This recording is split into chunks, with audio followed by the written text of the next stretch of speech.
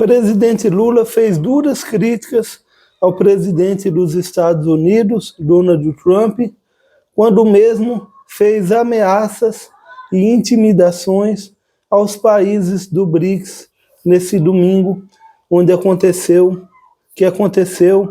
o início da cúpula dos BRICS aqui no Rio de Janeiro. Prazer, gente. Eu me chamo Carlos, sou estudante de Ciências Biológicas e é sobre isso que eu vou falar no vídeo de hoje, tá bom? Fica aqui comigo. Então, gente, o presidente Lula, né, fez críticas duras e assertivas, né, contra o presidente dos Estados Unidos, o Donald Trump, porque o Donald Trump, nesse domingo, né, onde começou a cúpula dos BRICS aqui no Rio de Janeiro, ele fez um post na sua rede social, um post escrito, ameaçando os países que se alinharem ao grupo de países do BRICS, que o Brasil faz parte, ameaçando taxar os países em 10%, caso esses países se alinhassem, né, ou se alinhar com o BRICS. E o que está por trás de tudo isso? Né? Eu tenho um vídeo aqui no canal onde eu falo um pouco mais sobre o BRICS, mas agora eu vou explicar um pouco melhor como funciona esse mecanismo e por que os Estados Unidos temem tanto o BRICS. Então, gente, a gente precisa entender que o BRICS, né, não é um bloco econômico como a União Europeia, o Mercosul, que são países vizinhos, países com economias muito muito equilibradas, né, entre si. O BRICS são países emergentes, né, países que estão em crescimento econômico há um bom tempo, né. Então, há mais de 10 anos atrás, né, em 2005, os economistas começaram a enxergar que esses países tinham potencial de crescimento, né, e esses países começaram a se encontrar, começaram a buscar políticas, cooperações econômicas, né, e daí surgiu o BRICS, né. Essa sigla BRICS significa Brasil, Rússia, Índia, China e, mais recentemente, a África do Sul, né. Então, esses países são países que estão cooperando, que estão em crescimento, né, e conforme o tempo foi passando, o BRICS foi crescendo, né. A China também, eu esqueci de falar a China, né, mas a China, que também compõe o BRICS desde o início, ela cresceu muito, né, e os países também cresceram junto com a China.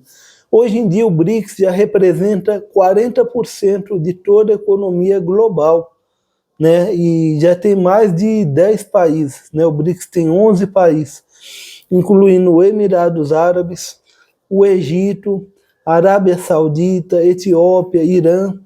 Então é um grupo de países que estão caminhando junto economicamente, né, com parcerias.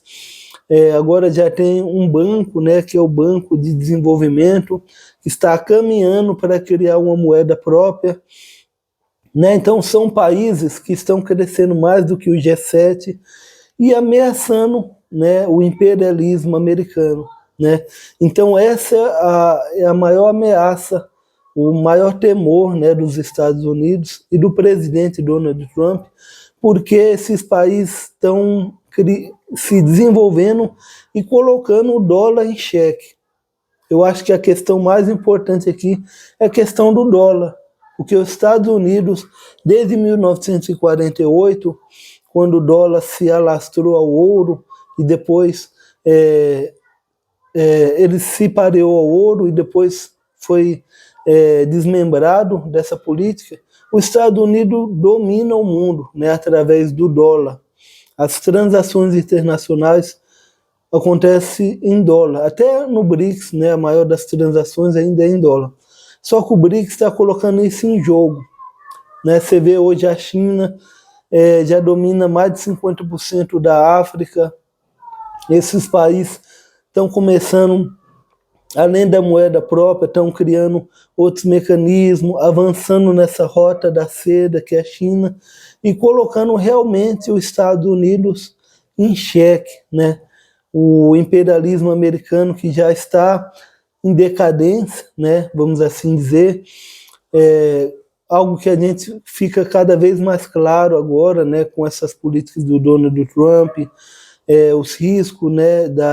Os pequenos riscos que já começam a chegar dos números da economia americana, esse embate com a China que está batendo cada vez mais forte nos Estados Unidos e colocando uma nova, e tudo isso, né, coloca em jogo uma nova ordem mundial, uma ordem multipolar.